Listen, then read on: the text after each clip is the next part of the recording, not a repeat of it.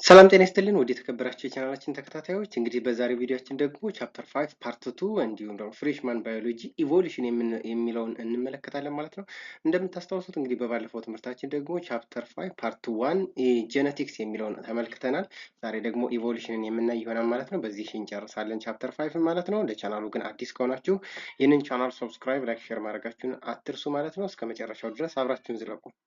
Okay, let's try to proceed to the first introduction to evolution. Evolution is generally defined as is a biological concept, which is what the gradual change of organisms on the earth over a long period of time. That is why evolution ምንለው ምንድነው? ለውጥ ማለት ነው። ለውጥ ኤሴንስ እንዴት ሊመጣ ይችላል ካላችሁ ደግሞ ስሩ በመሬት ላይ እስካለን ድረስ ወይም ደግሞ ብዙ ጊዜ ለረጅም ጊዜ በምንኖርበት ጊዜ ምንድነው ለውጥ አለ።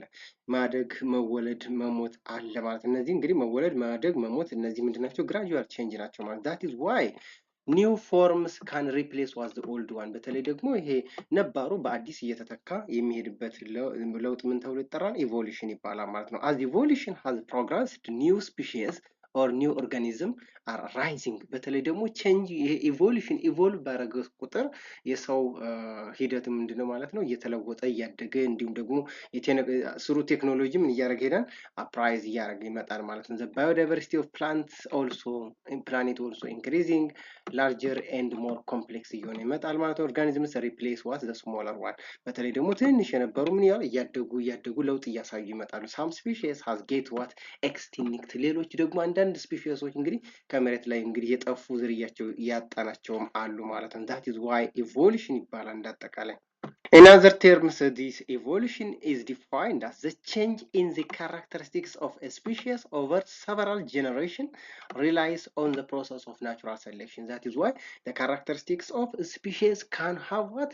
Gradual change ማለት ነው። gradual change ወይም ደግሞ በሂደት የሚያሳየው ለውጥ ማለት ነው። So the theory of evolution is based on the idea that all species or organisms that exist in the earth crust related and gradually change over time.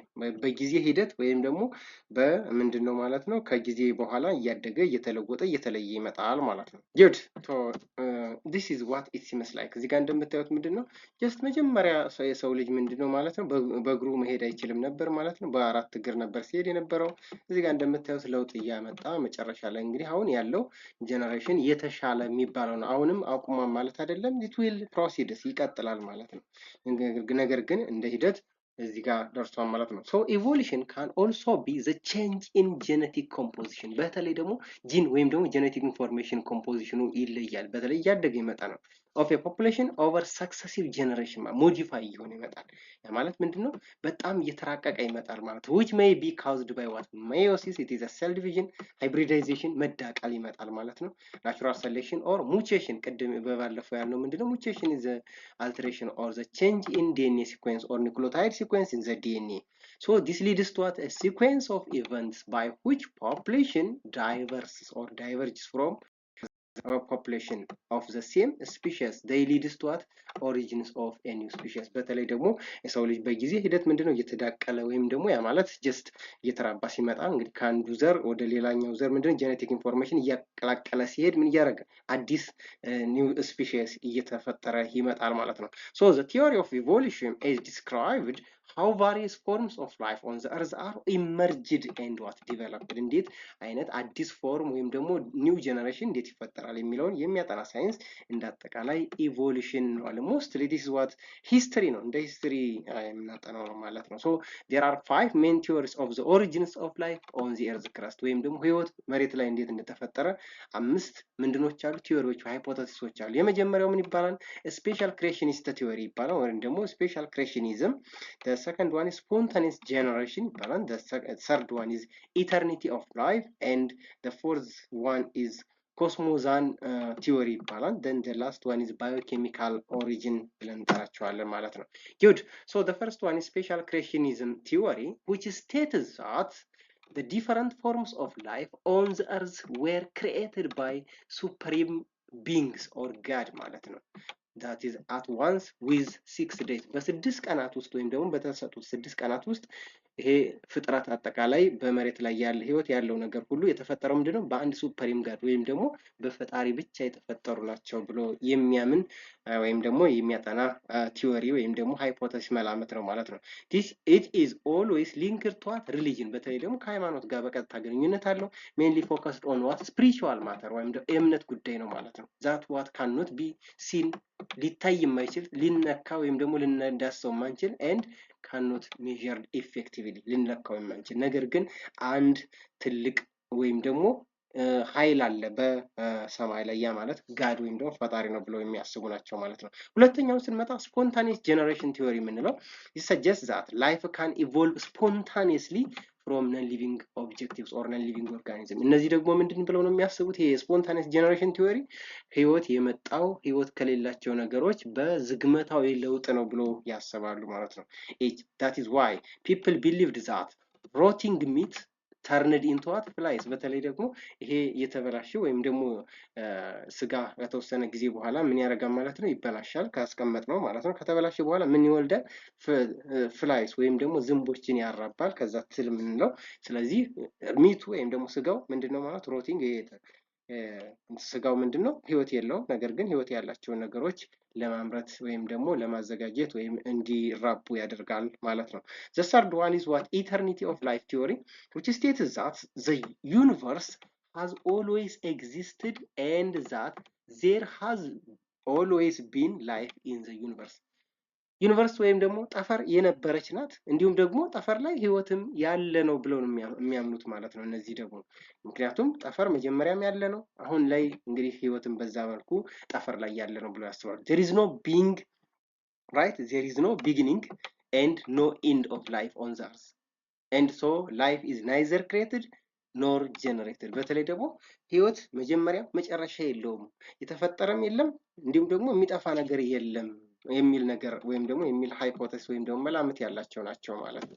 so the fourth one is cosmosance theory ምንለው ደግሞ ይሄ ምንድነው የሚለው state that life on the earth originally comes from what elsewhere in the universe elsewhere የሆነ ቦታ የመጣ ነው ብለው ያስባሉ። ወይም ደግሞ ህይወት ከሆነ ከዩኒቨርስ ወይም ደግሞ ከጠፈር ከሆነ ቦታ የመጣ ነው ብለው ያስባሉ ማለት ነው። possibly from what another planet ከሌላ ፕላኔት የመጣ ነው ብለው ያስባሉ somewhere so meteorites ወይም ደግሞ እነዚህ ከዋክብቶች የምንላቸው brought bacteria spores and germs to the earth ወደ መሬት ምንድነው እነዚህ ከዋክብቶች ምን አመጡ ማለት ነው ባክቴሪያዎችን ጀርሞችን መሬት ላይ እንዲፈጠር አደረጉ የሚል እንግዲህ እምነት ወይም ደግሞ ሃይፖቴሲስ ነው ያላቸው ማለት ነው። this theory did not gain right any significant support because it lacks what evidence በተለይ ይሄኛው ሃይፖቴሲስ ወይም ደግሞ ይሄኛው እንግዲህ ቲዮሪ ብዙውን ጊዜ ያው ድጋፍ አላገኘም ወይም ደግሞ ተቀባይነትን አላገኘም። ምክንያቱም ምን ስለሌለው ነው ኤቪደንስ ወይም ደግሞ ማስረጃ የሚባል ነገር ስለሌለው ስላልተገኘለት ማለት ነው። it is strongly linked to what eternity of life theory ይባላል or the origins of life is eternity ነው በቃ በእምነት ብቻ ነው ማለት ነው። እና ምን ብለው ነው የሚያስቡት እነዚህ በቃ ህይወት ማለት ዘላለማዊ ህይወት ነው አጠቃላይ በቃ the origins of life is ዘላለማዊ ህይወት ብለው ነው የሚያስቡት ማለት ነው። ስለዚህ ምንም አይነት ማስረጃ ወይም ደግሞ የሚያስረዱበት ማስረጃ የላቸውም ማለት ነው። so the last hypothesis what biochemical theory ነው እንግዲህ it suggests that life on the earth originates as a result of number of biochemical reactions በተለይ ደግሞ በኬሚካል ሪአክሽን የመጣ ነው ብለው ያስባሉ። that is producing organic molecules እንግዲህ ሞለኪውሎች ይኖራሉ which combines associated to form what cells ማለት ነው። that is why ምን አለ አተም አለ ከአተም ሞለኪውል አለ ከሞለኪውል ደግሞ just ቲሹ ማነው ሴል ቲሹ ኦርጋን ሲስተም እያልን የምንመጣው ማለት ነው። so this theory is also called abiogenesis ይባላል ማለት ነው። state life originates from what chemical inanimate chemical inanimates or abiotic substance ወይም ደግሞ እነዚህ ከአተም የመጣ ነው ብለው ያስባሉ ማለት ነው። ስለዚህ እንግዲህ ባዮኬሚካል ቲዮሪ የሚለው ምንድነው ህይወት የመጣው እንግዲህ ህይወት የሌላቸው በኬሚካል ሪአክሽን አማካኝ ህይወት ከሌላቸው ነገሮች ወይም ደግሞ ከአተም የመጣ ነው ወይም ደግሞ abiotic ማለት ነን ሊቪንግ ወይም ደግሞ ህይወታዊ ማለት ነው። okay let's try to proceed. there have been many theories of evolution that have been explained. how does evolution happen? there are a lot of theories of evolution, right? and what drives the population to become or a new species. so the first theory that is suggested by what Lamarck. so a scientist Lamarck that suggests a theory called Lamarck theory of evolution in the 9th century or 1809. which Lamarck published a paper or the research entitled or titled as Philosophic the Zoologic, in which he describes that two-part mechanisms by which change was gradually introduced into the species and passed down through the generation. So this theory is also called theory of transformation or ላማርኪዝም ተብሎ ይጠራል። ማለት ይሄ ምንድነው እንግዲህ ምንድነው ያለው ሁለት ፓርቶች አሉ ሜካኒዝሞች። መጀመሪያ እንግዲህ ግራጁዋሊ ላይፍ ኢንትሮዲውስ ሆነ ከዛ በኋላ ምን ያደርጋል ወደ ጀነሬሽን ወይም ደግሞ ወደሚቀጥለው ጀነሬሽን ይተላለፋል። that is why the theory of transformation or gradual change ማለት ነው። so the two part of Lamarck's theories are አንደኛ use and disuse የሚባል ቲዮሪ አለው። inheritance acquired trait or character ምንላቸው ይኖሩታል ማለት ነው። when we see use and disuse theories of Lamarck suggests that a structure or a process in an organism that can be used to continuous will become what enlarged and more what developed እያደገ የሚመጣ ነው። but structure is not ማለት ነው። ስትራክቸራቸው ሳይሆን ምንድናቸው ነው እንዳለ ግዝፈታቸው እየገዘፉ ይመጣሉ፣ ግን ስትራክቸራቸውን እንደጠበቁ ማለት ነው። that is why structure is not changed but their size will be increased። ስለዚህ ኦርጋኒዝሞች ምን እያደረጉ ይመጣሉ ማለት ነው እየገዘፉና እያደጉ ይመጣሉ፣ ነገር ግን በስትራክቸር ወይም ደግሞ በቅርጽ ምንም አይነት ለውጥ አያሳዩም ማለት ነው። ያ ዩዝ ይባላል። ለምሳሌ according to Lamarck's theory ጅራፍ ወይም ደግሞ እቺ ቀጭን የምንላት ምንድነው had short necks in the beginning አይደል እንዴ? ብታዩት በኖርማል ሰዓት ምንድነው አንገቷ በጣም ቀጭን ነው ማለት ነው፣ ወይም ደግሞ አጭር ነው። ነገር ግን they stretched their necks to reach a high branch። በተለይ ደግሞ እነዚህ ቅጠላቅጠሎችን ለመብላት ምን ማድረግ ትችላለች ማለት አንገቷን መጎተት ወይም ደግሞ መሳብ መለጠጥ ትችላለች ማለት ነው። ዲቨሎፒንግ ኤንድ ኤሎንጌትድ ኔክስ ዩዝ ቲዮሪ ነው። በተለይ ደግሞ ያለውን የነበረውን ምንድነው ማለት ምንም መጠንሳጨር ምን ማድረግ ማሳደግ ወይም ደግሞ ማርዘም ማለት ነው።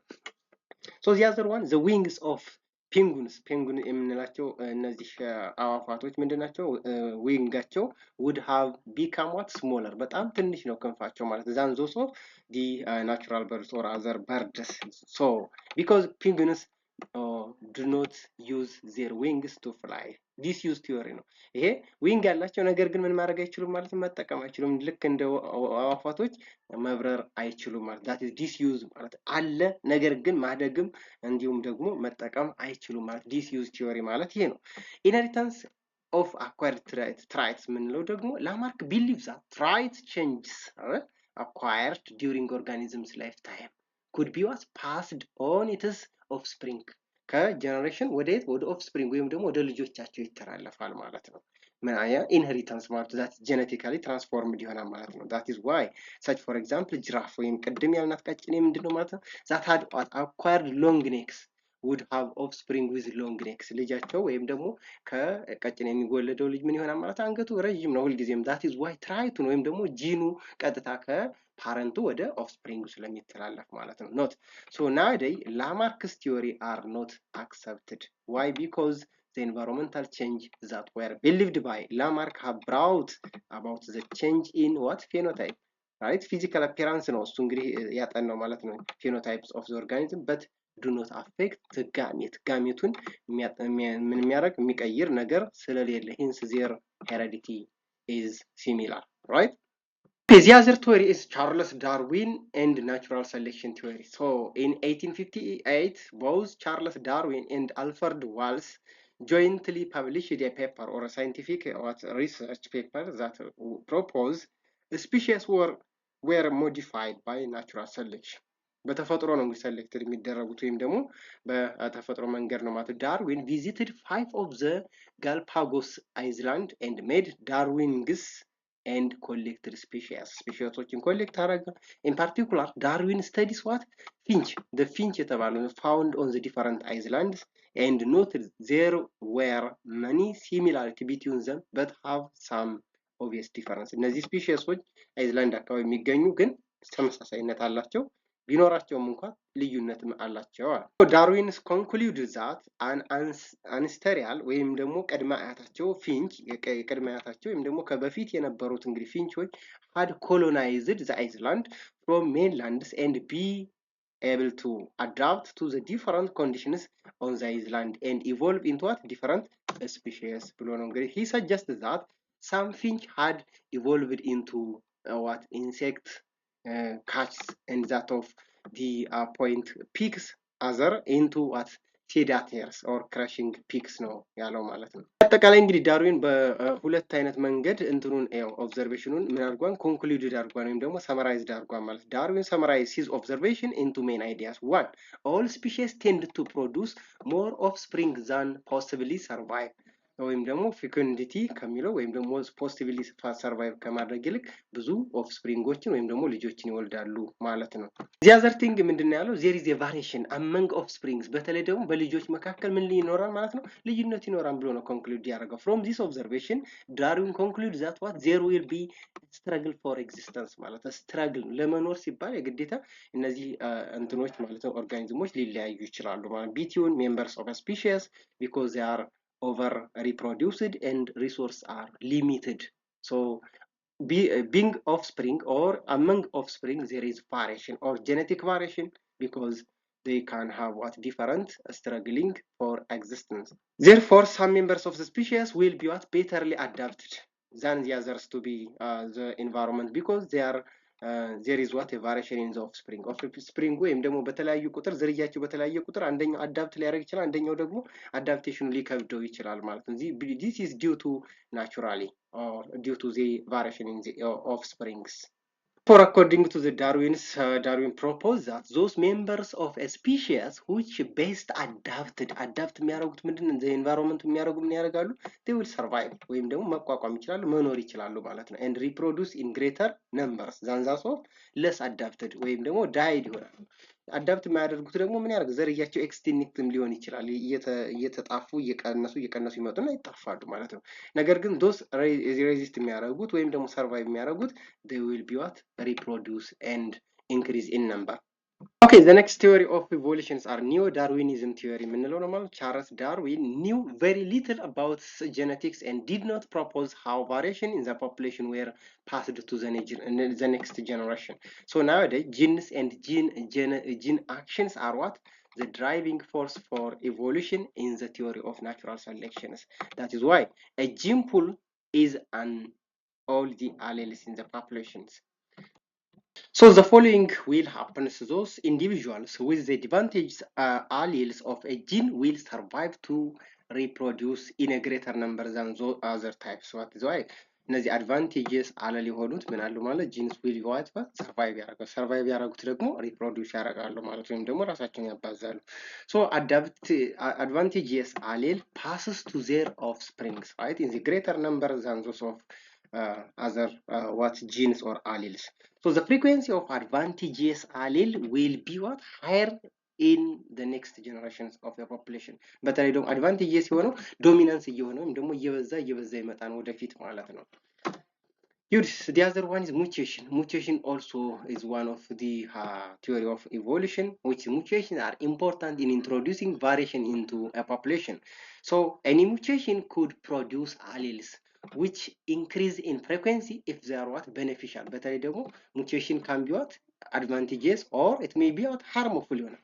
advantageous የምንላቸው እንግዲህ ምንድነው crop production ወይም ደግሞ just generation እነዚህ production ይጨምራል። increase frequency if they are what beneficial ከሆኑ in their effects and increase slowly በተለይ እየጨመሩ ይሄዳሉ stable ይሆናል and decrease if they are what neutral ከሆኑ ምን ይሆናል ዲክሪዝ እየቀነሰ ይመጣል። ነገር ግን ዶሚናንስ የሆነውና በጣም አድቫንቴጅስ የሆነው ምን እያደረገ ይመጣል እየተራባ ራሱን እያባዛና እየጨመረ ይመጣል ማለት ነው። why decrease and could disappear. that is why neutral የነበረው ወይም ደግሞ የማይራባው ምን ይሆናል ዲክሪዝ እያደረገ እንዲሁም ደግሞ ራሱ ዝርያው እየጠፋ ይሄዳል። they will be what harmful ከሆነ ማለት disadvantageous ከሆነ so neo-Darwinism is a modification of Darwin's original theory that takes into account so genetics and etiology or behavioral pattern can also be advantageous or not. That is depend on the advantages versus disadvantages. Advantages cannot dominant over the generations. So young genes ኢምፕሪንት ዋት አፖን ዘ ፈርስት ሙቪንግ ኦብጀክት አፍተር ዘ ዊል ዋት ሃክድ። በተለይ እነዚህ አድቫንቴጅስ የሆኑትና ወይም ደግሞ እነዚህ ሙቹዌሽን የተካሄደባቸው ቤኔፊሻል ከሆነ ነንበራቸው እንዲሁም ደግሞ ፕሮዳክታቸው እየጨመረ ይመጣል። ወደፊት ደግሞ ቁጥራቸው እየጨመረ እና ሌላኛው እየቀነሰ ዲስአድቫንቴጅስ ወይም ሃርምፉል የሆነው እየጠፋ ወይም ደግሞ ዝርያው እየቀነሰ ይመጣል ማለት ነው። this is all about the evolution and part 2 of the chapter 5 እንግዲህ ጥያቄ አስተያየት ካላችሁ እንግዲህ ማስቀመጣችሁን አትርሱ። ስለነበረን ቆይታ ከልብ እያመሰገን የዛሬን በዚህ አበቃ።